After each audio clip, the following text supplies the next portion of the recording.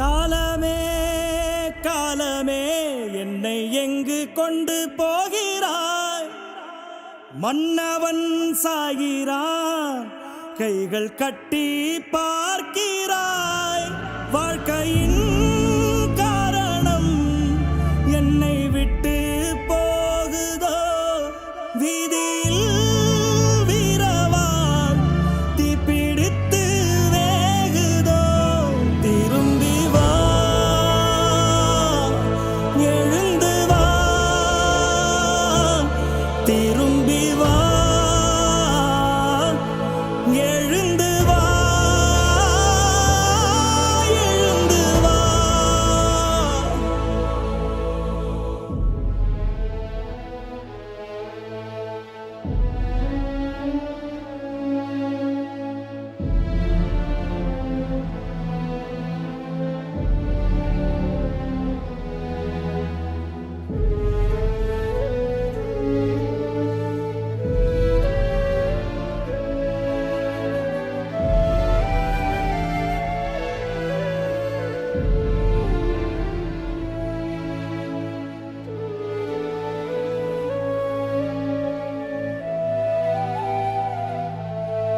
துணையில்லா வாழ்க்கையில் துணையாய் உன் குரல் திரும்பி வா.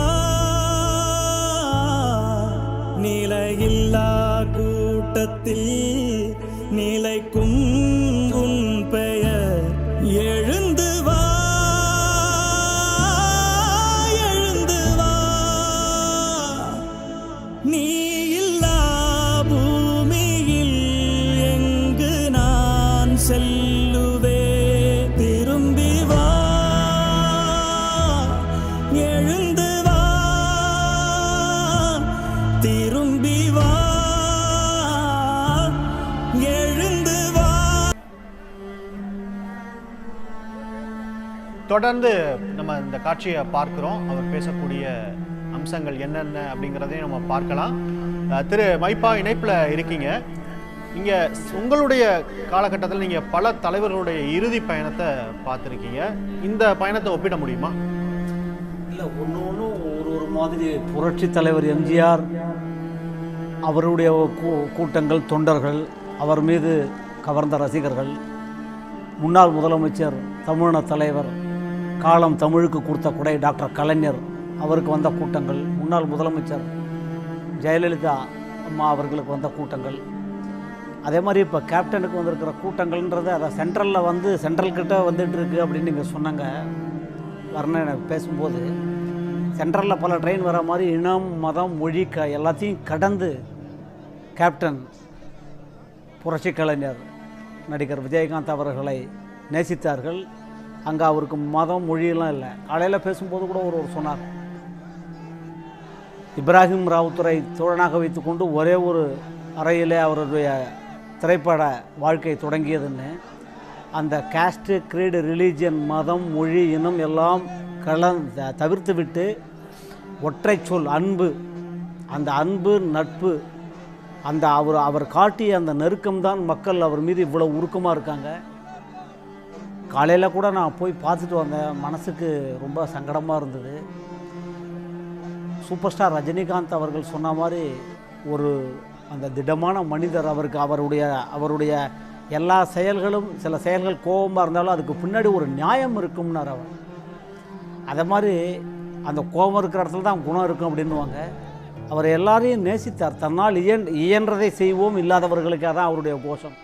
நான் எப்பப்போ தனிப்பட்ட முறைகளெல்லாம் பார்க்குற போது கூட அவர் விசாரிப்பார். கருத்து ரீதியாக ஒரு கட்சி தலைவருக்கும் ஒரு தலைமைக்கும் தேர்தல் காலத்தில் மற்ற நேரங்களில் கருத்து வேறுபாடுகள் வரலாம். என்னிடம் பலமுறை முன்னாள் முதலமைச்சர் டாக்டர் கலைஞரை பற்றி கேட்பார். எப்போ சமீபத்தில் பார்த்தங்க, என்ன புதுசாக படித்தங்க, என்ன எழுதியிருக்காரு, இதெல்லாம் கற்றதை விட அவர் கேட்டலே நன்றுன்னு. நான் நேற்று நம்ம சன் நியூஸில் பேசும்போது கூட, நேற்று இரவு பேசும்போது சொன்ன ஒரு வார்த்தை தான் எனக்கு இப்போயே ஞாபகம் வருது. எங்கேயோ புத்தகத்தில் படித்தது அது. கும்பல் என்பது கூடி கலைவது, கூட்டம் என்பது கூடி நிலைப்பது. ஒரு கும்பல்னால் ஒரு 10 பேர் அசம்பிள் ஆவாங்க.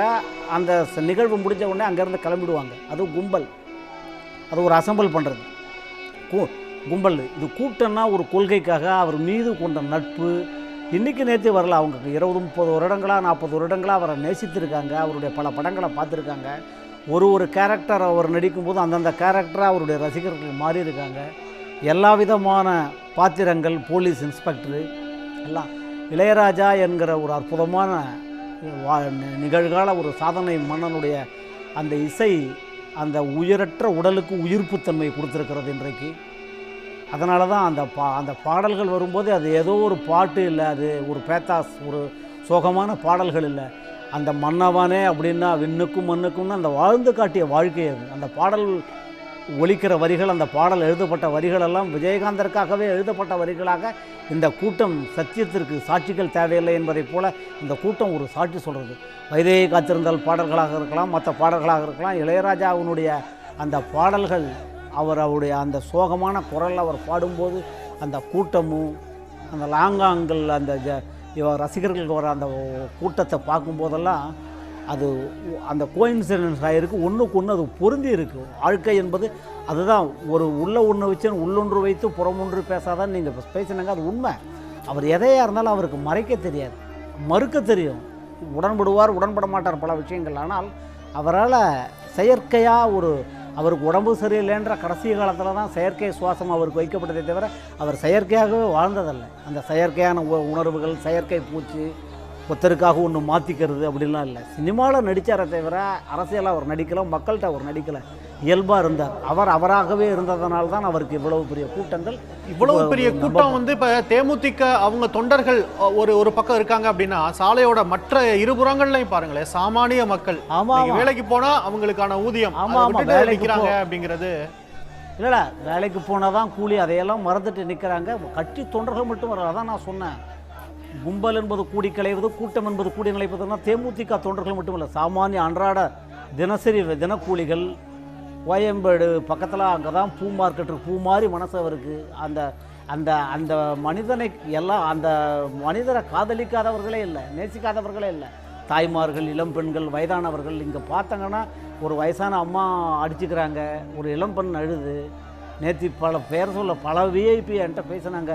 நான் கேமராவுக்கு தெரியணுன்றதுக்காக இல்லை, தனியாக சுகத்தில் ஒருத்தர் மோதி நடறாரு, தனியாக ஒருத்தர் உட்காந்து அழறாரு. அவங்களே தன்னை யார் கவனிப்பாங்க, தன்னை யார் படம் எடுப்பாங்கன்னு இல்லை, ஊராக எங்கெங்கேயோ எல்லா இடங்கள்லேருந்தும் நம்ம பார்க்குற இந்த கூட்டம் இல்லாமல் அங்கங்கே வீட்டில் இருக்கிறவங்க, இந்த டிவி வீட்டிலேருந்து பார்க்குறவங்க எல்லாருமே மனசு உடைஞ்சு போயிருக்காங்க. ஏன்னா மொத்தத்தில் அவர் ஒரு ஹம்பிள், சிம்பிள், ஒரு மனிதநேயம், மானுடம்.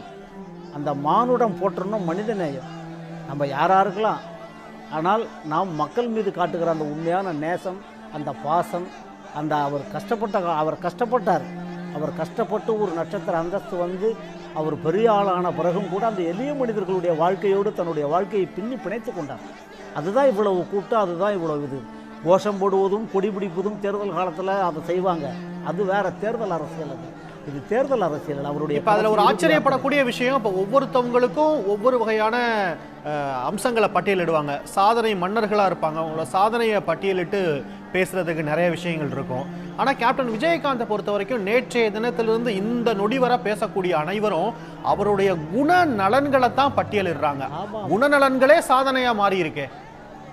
அதுதான் உண்மை. அவர் சினிமாவில் பல கேரக்டர் பண்ணியிருக்காரு. ஆனால் இன்றைக்கி அவருடைய அந்த சினிமா கேரக்டர் பேசலை, அவருடைய ஒரிஜினல் கேரக்டர், அவருடைய வாழ்ந்து காட்டி வழிகாட்டுன்னு நேற்று நான் பேசினேன். வாழ்ந்து காட்டலாம் ஒருத்தர், வழிகாட்டலாம் ஒருத்தர். வாழ்ந்து காட்டி வழிகாட்ட முடியாது, அவரே ரோல் மாடலாக இருக்க முடியாது. அவர் ஒரு பதவி, இப்போ ஒரு பேச்சுக்கு ஒரு நடிகர் சங்க தலைவராக இருந்தார். பதவி என்பது leadership is not in position, nothing but action. ஒரு பதவி என்பது அது ஒரு சேரில் உட்கார்றதுக்கான பதவி இல்லை, அது செயல்படுவதற்கான பதவி. அவர் நடிகர் சங்க கடனை அடைச்சதாகட்டும், அந்த நடிகர் சங்க உறுப்பினர்கள் எவ்வளோ பேர் சொன்னாங்க, நம்ம டிவியில் பேசினாங்க. எளிய மக்கள்லாம் அந்த சினிமாவில் இருக்கிறவங்களுக்கெல்லாம் எங்களுக்கெல்லாம் ஒரு கார்டு வாங்கி கொடுத்தாரு. உறுப்பினர் கார்டு சினிமாவில் வாங்குறதுன்றது ரொம்ப கஷ்டம், அதுக்கு நிறைய ப்ரொசீஜர்ஸ் இருக்குது. அதெல்லாம் எளிமைப்படுத்தினார், எல்லாத்தையும் செஞ்சார். அவர் யார் யார் கஷ்டப்படுறாங்களோ அவங்களெல்லாம் செஞ்சார். ஏதோ ஒரு பெரிய நடிகர், நிறைய சம்பாதிச்சோம், ஒரு சொஃபஸ்டிகேட்டட் லைஃப்பில் இருந்தோம், எங்கேயோ ஒரு ஃபார்ம் ஹவுஸு, ஒரு நல்ல நிம்மதியாக நம்ம பாட்டுக்கு இருந்தோம், நம்ம பாட்டுக்கு வாழ்ந்தோம் அப்படின்னு இருக்காங்க எவ்வளோ பேர். அதெல்லாம் இல்லை, அவர் கடைசி வரைக்கும் அவருக்கு ஹெல்த். ராஜீவ்காந்தி மருத்துவமனையோட மொட்டை மாடி, ஜன்னல்கள், சிகிச்சை பெற்று கொண்டிருக்கக்கூடிய மக்கள், உறவினர்கள் பார்க்கக்கூடிய ஒரு உணர்ச்சி வயமான அதான் காட்சி. நோய்க்கு மருந்து தேடி வந்திருக்கிற அந்த நோயாளிகள், அவங்க வந்து உடல்நல குறைவுகளால் மருத்துவ மாத்திரை தேடி வந்திருக்கிறவங்க அங்கேருந்து இவங்க பார்க்குறாங்கன்னா அதுதான் ஒரு நேசம், பாசம். அவர் என்ன நினைக்கிறாங்க, நாம் ஒவ்வொரு வீட்லேயும் இந்த துக்கம் நடந்திருக்கிறது என்று நிகழ்கிறார்கள். ஏதோ தேமுதிக தலைவர் ஒரு நடிகர் விஜயகாந்த், புரட்சி கலைஞர் கேப்டன், அவர் இறந்துட்டார், அவருடைய இறுதி ஊர்வலம் நடக்கிறது அப்படின்றது இல்லை. அவர் பட்டினத்தார் சொன்னால், உற்றார் சதமல்ல, ஊரும் சதமல்ல, பெண்டிர் சதமல்ல, பெற்ற பேரும் சதமல்ல, கல்வி சதமல்ல, செல்வம் சதமல்ல, தேசத்தில் யாரும் சதமல்ல, நின் தாள் சதம் கட்சி ஏகம் பண்ண. எதுவும் கற்ற கல்வியோ மனைவியோ மக்களோ பணமோ நட்சத்திர அந்தஸ்தோ ஏன் நிழலோ கூட வராது. இறைவனுடைய திருவடி அடையனார். ஆனால் இவருக்கு வந்து தர்மம் தலை காக்கும்னுவாங்க, தர்மம் தலைமுறைகளை காக்கும். அவர் செய்த தர்மம் வாழ்காலத்திலேயே அவர் இன்னைக்கு ஒரு புறக்கண்ணால் பார்க்க முடியாது. இதை இன்றைக்கி தன் பின்னாடி வர கூட்டத்தை விஜயகாந்த் கேப்டனால் பார்க்க முடியாது. ஆனால் எத்தனை மனிதர்கள், எவ்வளவு இயக்கங்கள், கண்ணிலே கண்ணீர், கனத்த இதயத்தோடு கண்ணீரிலே கண்ணீர் தாங்கி அவங்க வராங்க.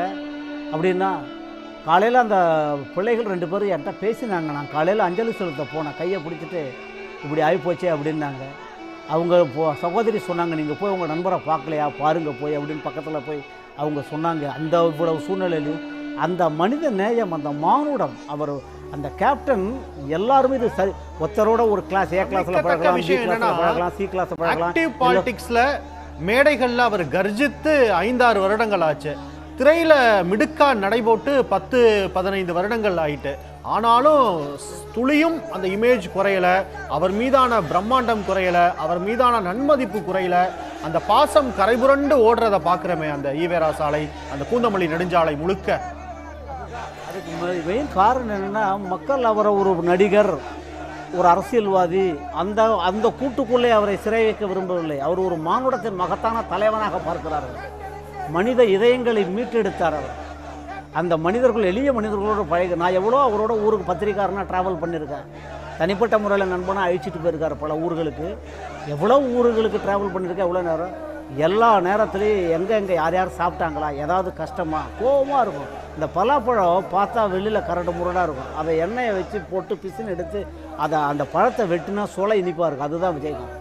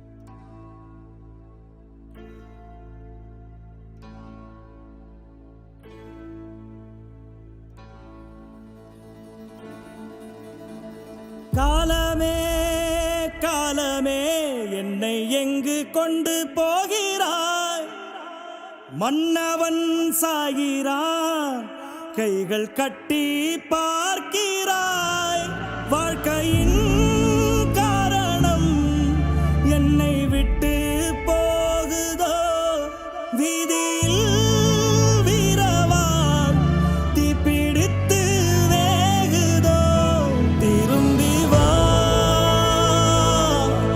எழுந்து வா திரும்பி வா எழுந்து வா எழுந்து வா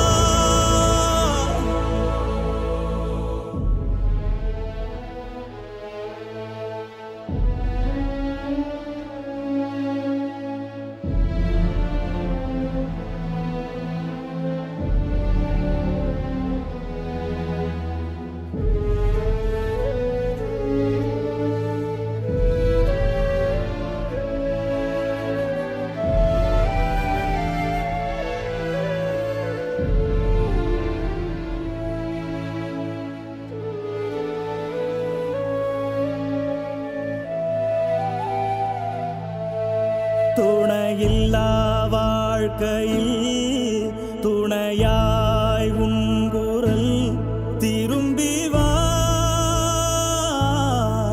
நிலையில்லா கூட்டத்தில் நிலைக்கும் உன் பெயர் எழுந்து வா